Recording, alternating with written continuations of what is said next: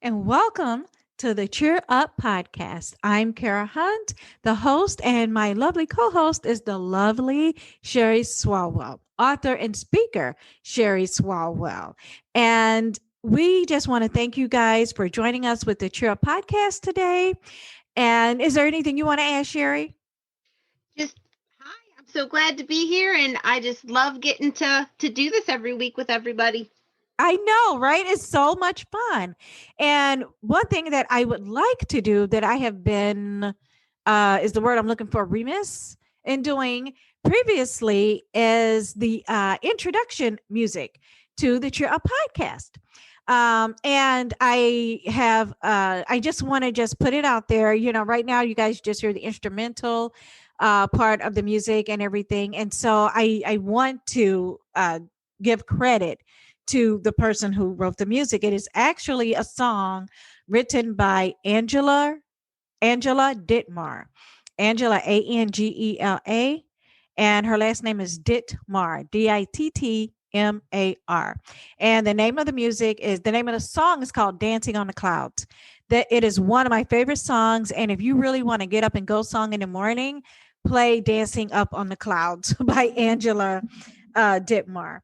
And you can also find her at, I believe she has a website and it's called Angel Flower Music. Again, it's angelflowermusic.com. So I have been neglectful in doing that previously. So, but if anyone ever wondered, like, what is that music or, whatever, if you guys just ever wanted to know more about it, then just check out angelflowermusic.com. And thank you all again for all the subscriptions and the downloads and everything like that. We just really appreciate all of you guys continuing to listen to us. And today we're going to continue from the previous podcast where we were talking about some of the things that, Sherry and I enjoyed in our childhood during the summertime, and some of the things that, some ideas for your kids to do in their summertime, and kind of just that transition into summer. And before we were kind of talking about like our childhoods, like like we were 13 and under and that kind of thing. So, but today we're going to talk more about like the 13 and up age. Because both of my children are adults now, but Sherry also has two adults. And so transitioning them from, um, you know, just dealing with them in the summer can be a little bit different as a mom than just dealing with the younger ones. And so we're going to start on that today. And we're going to let Sherry start. I am so excited. I love, like I talked about last week, I love summer break. I love when my kids are home. I love being together as a family. I've always said that if I could have lived in the Little House on the Prairie era, I would have. Now, I was a Yes. sick child, so I never would have survived childhood, infanthood. So that's probably one of the reasons. I mean, I know God has many, many reasons, and I'm not making light of that, but He chose to have me born at this time instead of that time. But I love having family around. I love just the community of family, and I love I love marriage and parenthood. I always have, and I always will. So today, before I start talking about little tips to do with the older kids, so last week I started the podcast, or I started my suggestions with dedicating your house to God for the summer. Today, I want to focus less on the house itself and more on yourself, on you, the mother, the parent, the father. It is so important. We are the thermostat of our household, whether we want to be or not. When there's that saying that I kind of cringe when I hear it, but when mama ain't happy, nobody's happy. Well, there's a little bit of truth to that. Like we are God instructed, and God put within us that nurturing instinct. We are the thermostat of our house, whether we work outside of the home, whether we're home full time, it doesn't matter. We are the thermostat of the house. And so therefore it is our duty and our responsibility to be prepared as much as possible so that we can be filled by God first, so that we can then fill up our family. meet their emotional needs, meet their spiritual needs, to the extent of encouraging them with their spiritual growth. That's what I mean by that. Um, Meeting their physical needs. So for me, my schedule changes, my quiet time changes depending upon the season we're in during the year. When it's a school year, I find that God will either wake me up super early in the morning to spend time with him. And by super early, I mean the middle of the night, like 1:30, 2 in the morning. Or I will choose to have my devotions, my quiet time the night before. That way I can get 7, 8 hours of sleep, but I'm filled up for the morning, because when my feet hit the floor during the school year, I get so much accomplished before I even take our child to school. I will get food in the crock pot for dinner. I will get the laundry. Like, I'll have 2 or 3 loads of laundry done before we even leave the house. I'm more active, more energetic. I have more time in that early morning 1 to 2 hours before carpool to get a lot of things done. So that's not a time for me to fill up. That's not a time for me to have my quiet time to really focus on God. So I will do it either late at night, or sometimes if my schedule's a little lighter after I drop our son off for school, then I can come home, have a longer quiet time, and then start my work. In the summertime, spring break, Christmas break, and summer break, I love, my husband will go off for work. He leaves early in the morning too. We get up so early. We go to bed early too for that reason. But he'll leave to go to work. Our kids will still be sleeping, and that's my time with God. I grab a cup of coffee. I sit in our favorite chair, and I love it. I love it. So the thing for you, what I want to encourage you with today, is it doesn't have to be long and drawn out. Although the more you do it, I believe that the more you'll crave it and the more that you'll want to do it. And what started out as 10 minutes, you'll wake up or you'll look up and it'll be an hour, and you'll be like, wow, I spent a whole hour with God. And there's so many different ways to do quiet time. It's so important to be in God's word every day. So if you don't know where to start, there are lots and lots of different reading plans out there. You can read the New Testament, you can read the Old Testament. If you don't want to like do an actual reading plan, I've done reading plans for like the last 6 years. This year, I decided I wanted to read the Bible a little slower. So I read through the book of John, one of my favorite books. It really talks about how it really helps you to get to know God as a person, or Jesus as a person when he was here on earth, get you to know his character traits and so forth.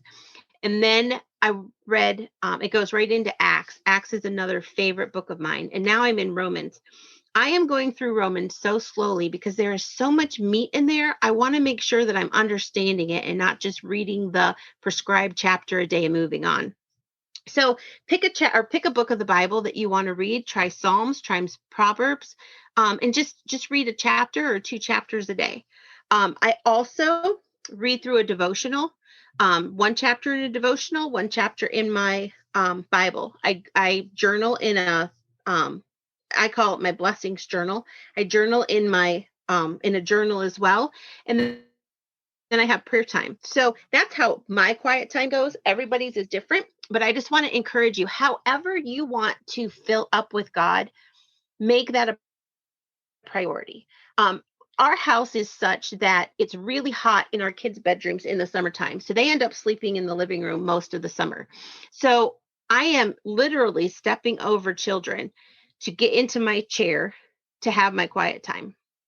But you know what? It's important to me to do that. And so I make that commitment every single day, because I want to make sure that I'm giving them my best. And even having quiet time some days, they still don't get my best. But it would be far worse if I didn't fill up with God first before starting the day, no matter what the day is. I hate heat. So when it gets like super, super hot in the summer and super humid, yeah, I have some of my not very best moments, and I have to do a lot of apologizing.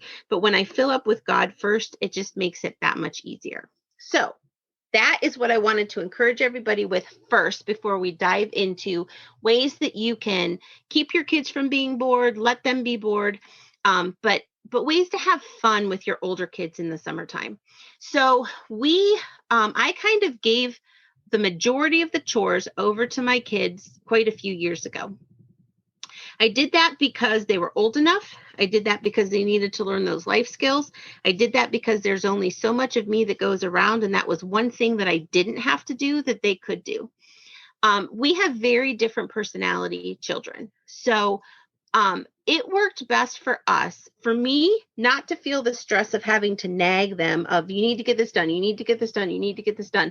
That doesn't work well. Doesn't work well with any kind of a person, let alone a teenager.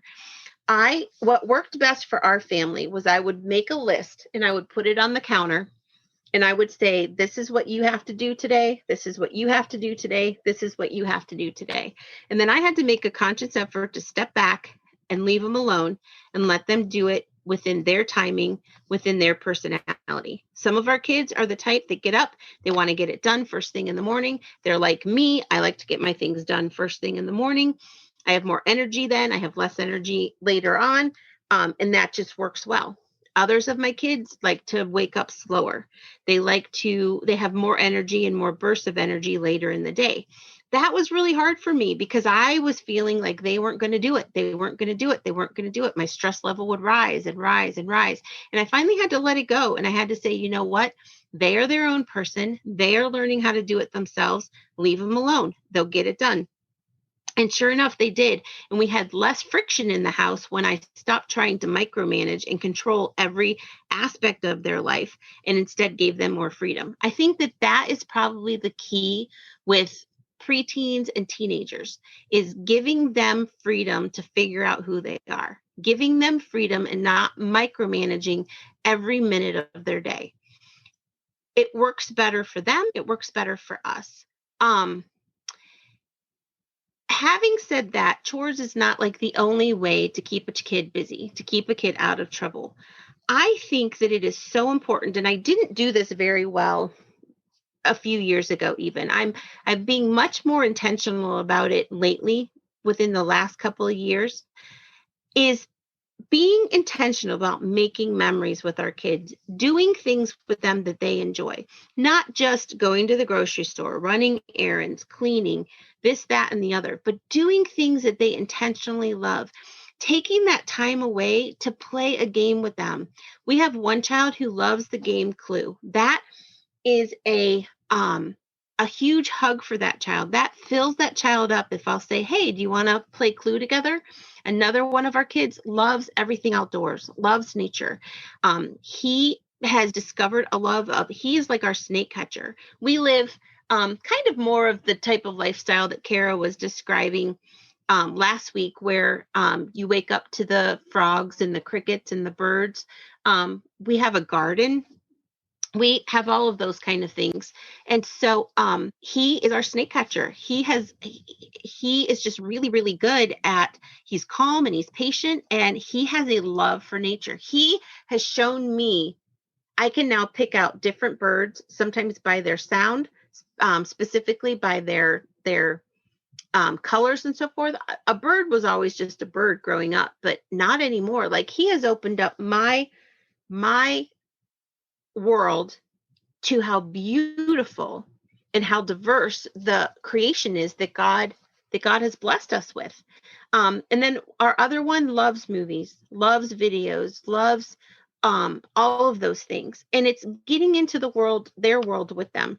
Like I said, I was not very good at it for many, many years. I was just so laser focused on making sure that I got my work done and making sure that I got this done and checked off this list, that I forgot to look up and just really enjoy my kids for who they are.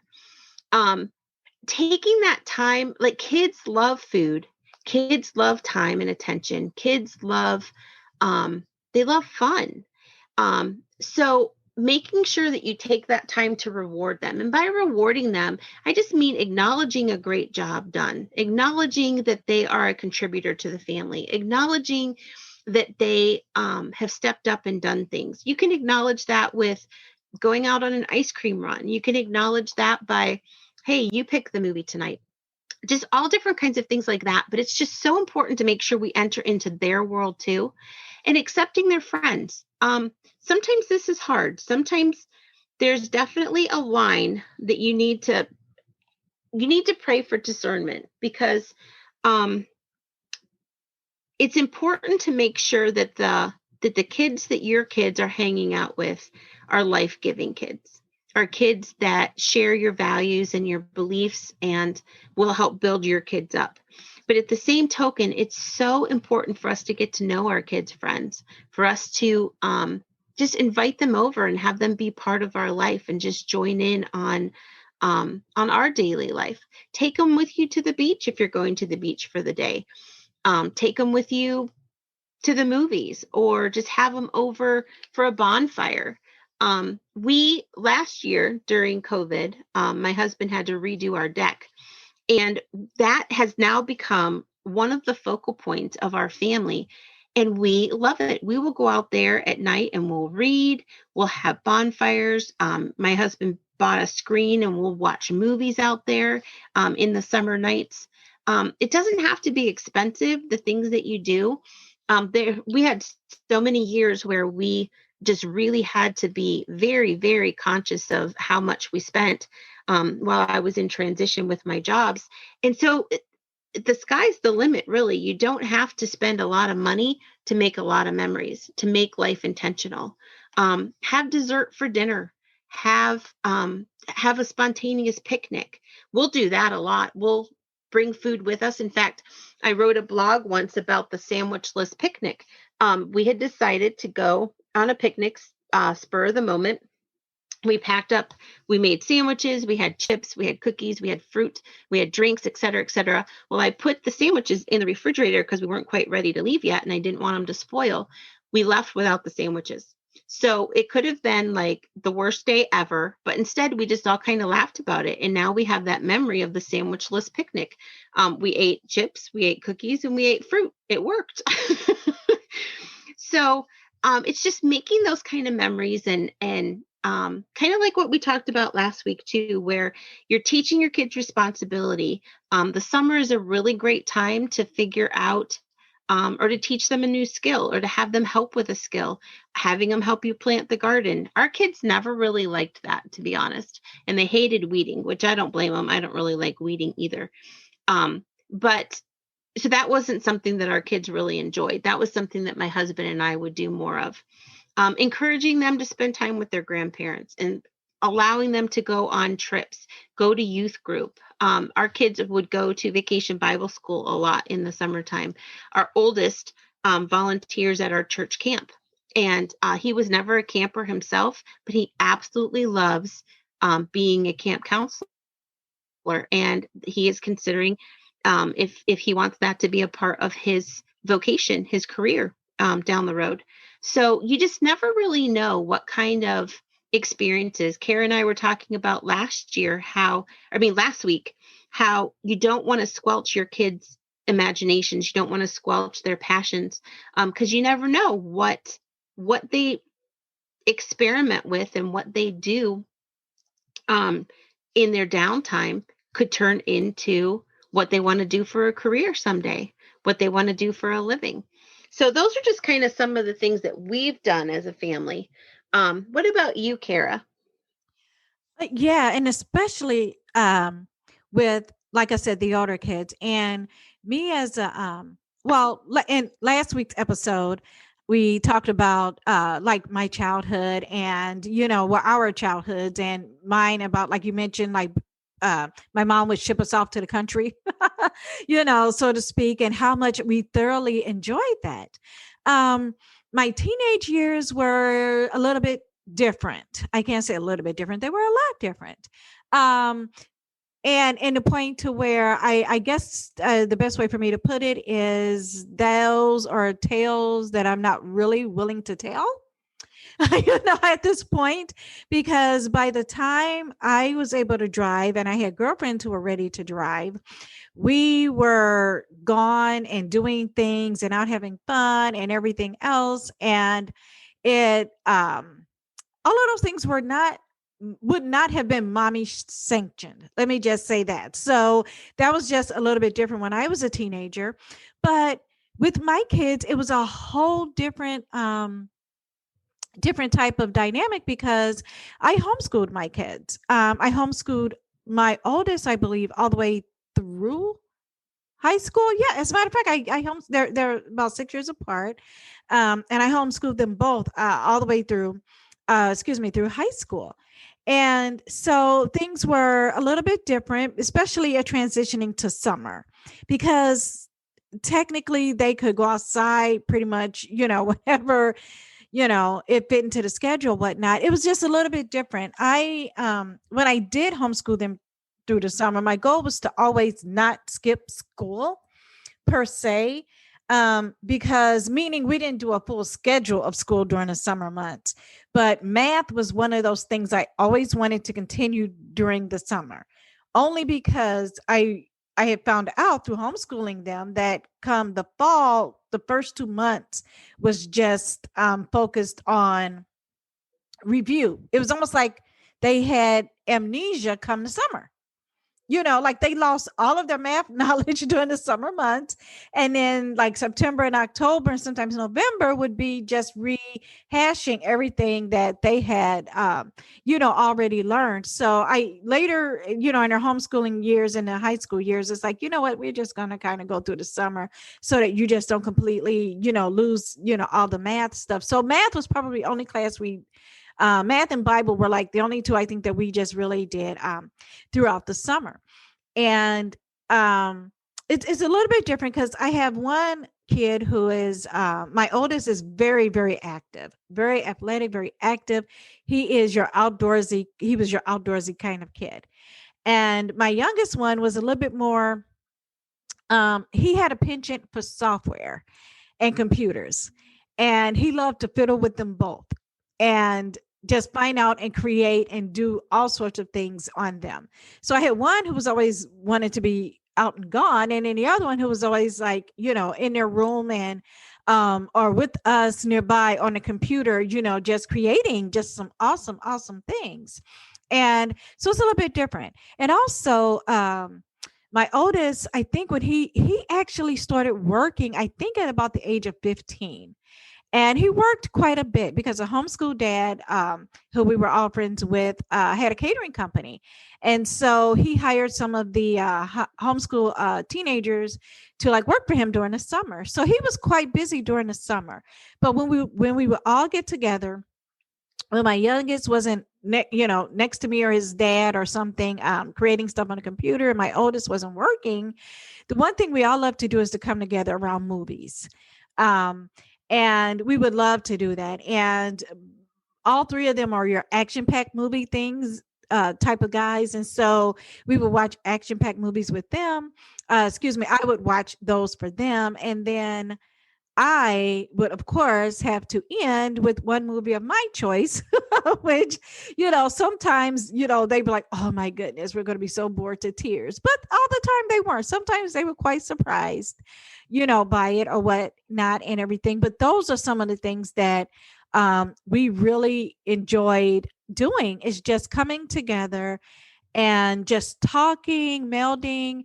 Board games wasn't necessarily a big theme for our family, but we did tons of stuff over meals. I'm struggling. I'm trying to think now, like all the stuff that we did, because it just all just came so naturally. It wasn't like planned out for us. We would just all of a sudden start something or whatnot, and then it would just go on. And the mainly one of the things that we are in my family, in case you're well, we are very much conversationalists, and two people in my family, my immediate family, love to talk politics. So my oldest could start a conversation by, did you hear what happened on news today? And he could start that about 2 p.m. By 11 o'clock that night, with the entire family involved, we had went into all the aspects of, all sorts of politics, and everything else. And it sounds like boring, but honestly, it would be so enlightening. It was never mean spirited. No one ever got mad at each other. and it was over food and drink and, beverages, whatnot. And it was just, we would have a blast. And especially if we had company over, and we would just sit and have a fun time and just talk about the world in general and still feel like we just had the best time. And so that's What kind a of, gift you would give to show your kids how their opinions mattered and to sit and talk like that for hours. That is a huge gift. and the funny part about it is that, oh my goodness, it didn't seem like hours.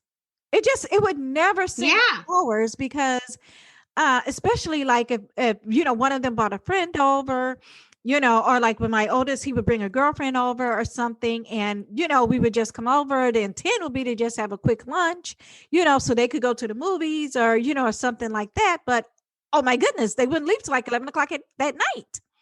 you know Oh, how fun. Yes, and and it would be because and we didn't just completely, obviously, we didn't just all talk politics. I'm just saying, using it as an example, and then it would flow into just so many other things, God and people and the Bible, and just so many things, and it would just naturally flow. And I would say things like, to like their girlfriend or my son and his girlfriend or whatnot, or their friends. I'm like, oh, I know you guys have to go, so you guys can go, and they never would leave.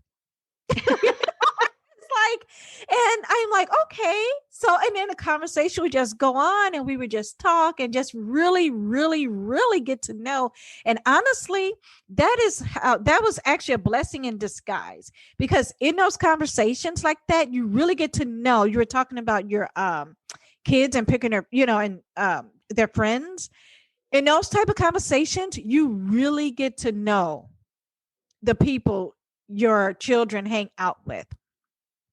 Not only what they think about, Absolutely. not only what they think about certain situations, but you get to ask. I mean, conversations come up about how they were raised, where they lived, what church did they go to or didn't go to, um, where they work. You just find out their family history, you know, Right, and right. you just I would just find out so much information, just from them, just from having these conversations. And it's just and to this day we still do that. Like I said, they're adults now, and everything else, and to this day we still would do that. We would just all get together, the food and beverages and the iced tea would come out, and we would just sit down and just have a grand old time.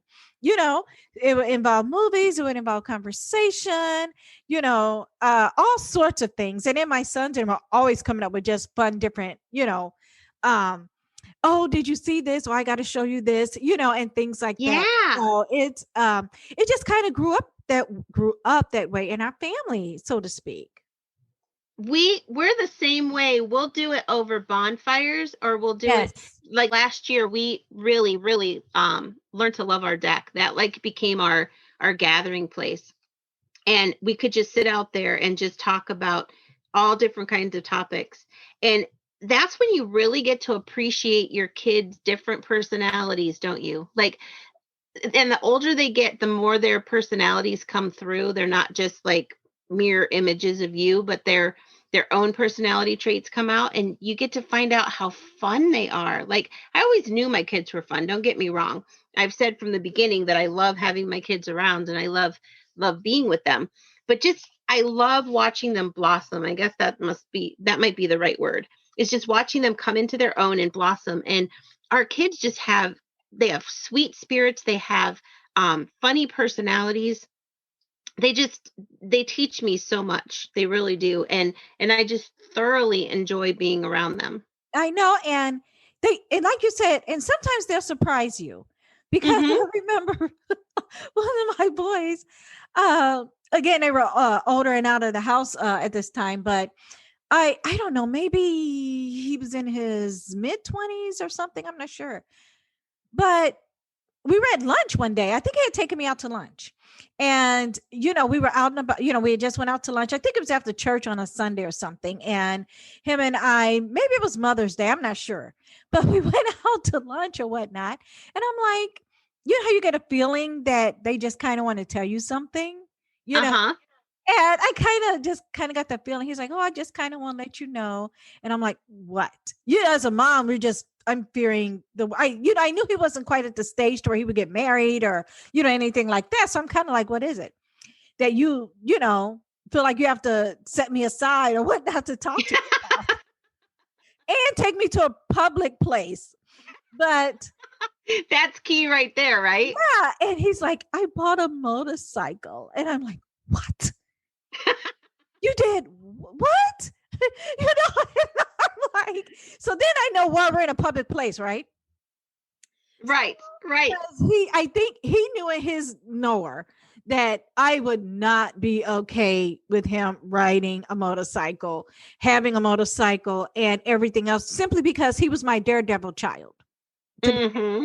you know, and to me, in my mind, my mommy's heart was just like, "No, you can't. Where is it? Tell me where it is. I'll take it. I'll hide it. I'll take the keys, and whatnot." But it ended up being, that's a life lesson, in our Christian journey, to where, as a mom who loved to control everything, especially like even my kids, it was like one of those things was like, you know what? I have got to let this go and let God. You know, I can't control that. He's an adult. Right, You know, right. he is an adult. This is not something, as much as I want to take those keys to that motorcycle, you know, and hide them to where he could never find them again, or something like that. I can't. This is one of those situations where I have to walk in faith.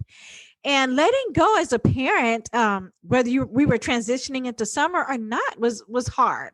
It's hard, especially like I said, you were talking about how you would give your kids chores or whatnot. And with me and my husband, we just are too much control freaks about certain things. I like things done a certain way. And so I would always like do certain chores or whatnot. And my husband will not let anyone touch the outdoors, landscaping, cut the grass, do anything except him. you know so he's like, "No, I got it, I'll do it, I like it done a certain way." you know but it did mean that they didn't have chores and that they didn't have things that they needed to do. I just don't think the list was quite as long. you Yeah, I did it know out of desperation. I'll be honest. It was, I don't have enough hours in my day. And so either our house is a pigsty or I get some help. I And by help, I mean take over. know what you mean. But I understand what you're saying about the whole motorcycle story, Kara, because okay, so I'm in my second round of senior of a child as a senior. The first round, our first child, I really, really struggled. I struggled with regret. I struggled. Did I spend enough time with him? Did I make enough memories with him? Does he know that I love him? Does he know, how important he is to me, how proud we are of him, how proud I am of him? Um, that was really hard for me. And so I thought, okay, I'll do better this time. And I don't mean that I like ignored him, because I think the regret was just like mommy guilt, because I Yeah. did spend a lot of time with him. I did make memories with him. So it wasn't like he was a neglected child, but I think the guilt was just on me. Was it enough? Was it enough? Was it enough? And going through it right now, with our middle child, I didn't think I'd struggle as bad, because I thought, okay, I've already had one round of this. It'll be okay. But I'm struggling with it again. And I think it's that I was making lunches yesterday morning and I had an epiphany. But actually, I hate that word, because honestly, God just was speaking to me. Well, let me share what God spoke to me about our son, our oldest, and then I'll share what he spoke to me about our middle child. So, our kids, thankfully, God knew that I needed an extra year, but they have the 13th year. So they get to stay home an extra year and finish their associate's degree from our house. So while they graduate high school, I still have in the back of my mind that I get them for another year, which I love. As a control freak, that really is helpful, because I didn't have to let go of everything all at once.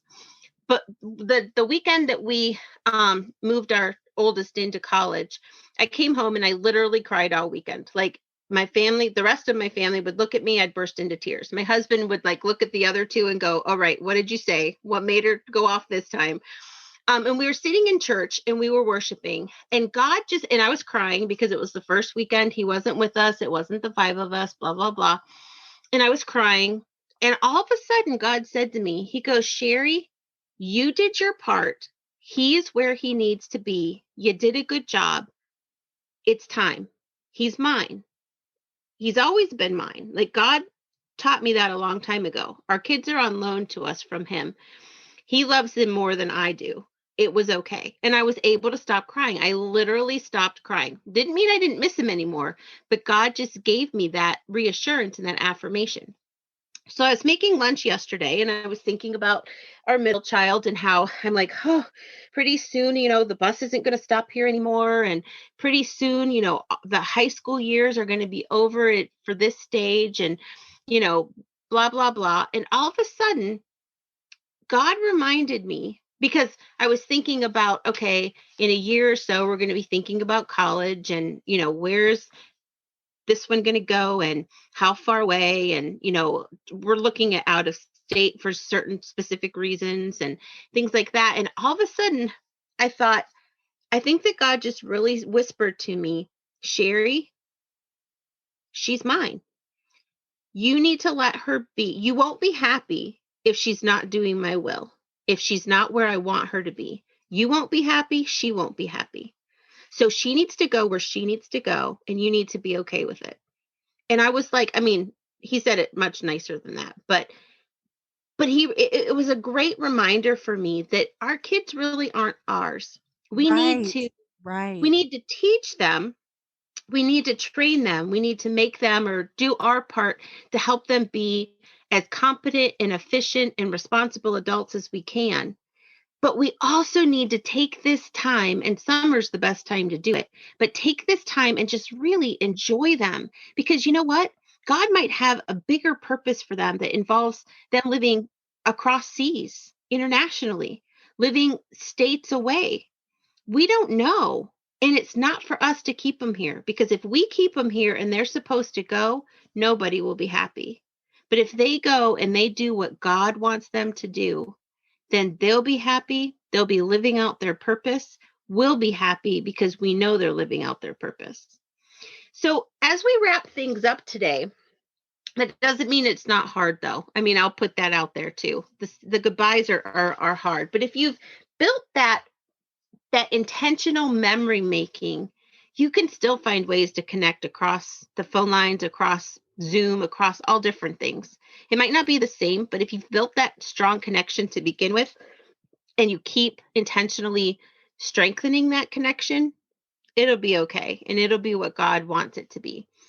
But maybe you're in a season in your life where it's not so easy, where your child is rebelling, where you can't seem to get your kid to do it. It feels like your child is lost, like your child isn't listening to God, isn't listening to you, is hanging out with the wrong friends, is doing things that are detrimental to their health, detrimental to their spiritual life, detrimental to you.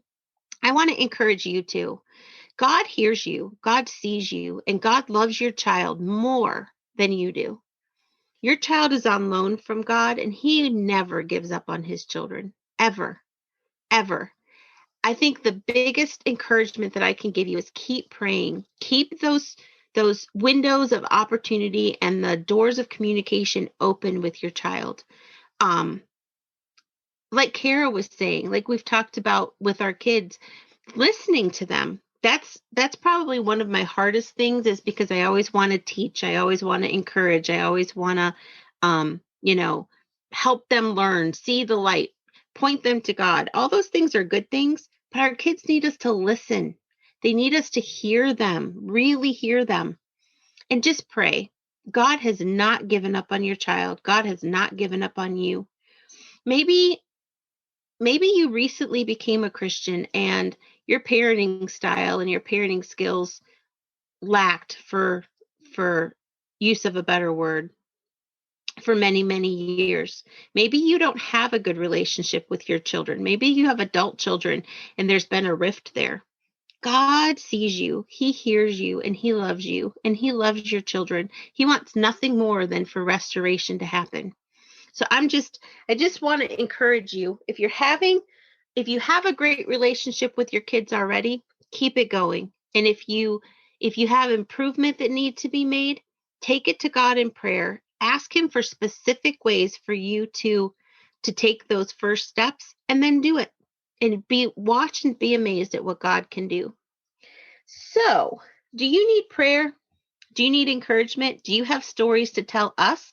Because I still have kids at home for quite a number of years. So I am always up for more suggestions, more examples, more things to do better.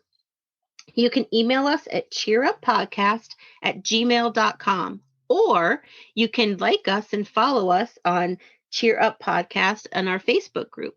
And then if you bring your ideas and your encouragement there, then you'll be not just encouraging Kara and I, but you'll be encouraging the whole community. Go visit Kara at her website, kararhunt.com, or you can visit me at mine, sherryswalwell.com. If you want to book me for a speaking engagement, if you want me to do a meeting for you via Zoom, if you want to check out the books that I have for sale, go look at them on my website. And if you want a personal relationship with God, if you want to know what it takes to build that relationship with him and to take that first step, visit Kara's website or my website, or reach out to us via email, and we'll be happy to talk to you about it. We are so glad that you came today. So next week, we're done talking about the transitions, and we just want to talk about how to really enjoy the summer, no matter what season of life you're in, whether you're single, whether you're married, whether you're a widow, whether you have older kids, younger kids, grown kids, no kids.